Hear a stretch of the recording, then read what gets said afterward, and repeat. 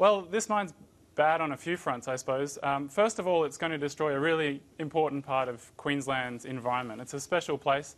The Bimblebox Nature Refuge is right in the middle of where this mine will be, and that'll be destroyed.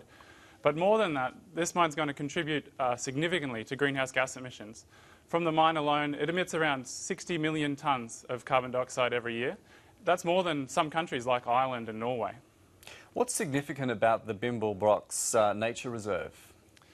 Well, there was an agreement signed between the owners of the nature reserve, so it's privately owned, but they signed an agreement with the state and federal governments to protect it forever. And they did that because it's home to threatened species, and it's also the largest patch of remnant bush in this part of Queensland, the desert uplands. So there's very little like it out there, and it'll be destroyed. And so the homes for those threatened species will be destroyed, and there's not many places left for them to go. Now, the Environment Minister, Greg Hunt, has imposed a number of environmental conditions on the project. So they are looking at the environment, but you say they don't go far enough? Yeah, well, I don't know anyone in the environment movement who's, okay with this decision. And some of the conditions, like the offsets, are really a joke that no one in the environment movement agrees with.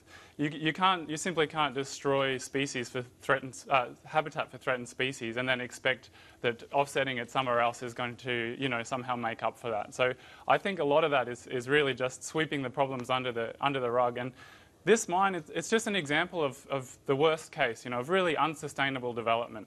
It's bad on many fronts, and that's because it's a coal mine, so it's bad for the climate, but it's also a huge mine. It's bigger than anything else we have in Queensland. It will be the biggest mine in the Southern Hemisphere, and it's not just bigger by a little bit, it's more than double the size of the average mine. In fact, it's more like 10 times the size of the average mine in Queensland. But being such a big mine, it has the potential to employ thousands of people. That's right. I think the consultants for the mine estimated that it would employ 1,500 people in operation. But they also estimated that it would have a big negative impact on the economy because it will cause a lot of inflation and the dollar to rise. So their own consultants estimated that it would mean thousands of jobs would be lost in other export industries like our manufacturing industry and tourism. So the net jobs benefit for this mine is actually negative. It'll cause jobs to be lost. So it's bad for the environment, it's bad for the local communities, and if you look at the whole picture, it's actually bad for the economy as well.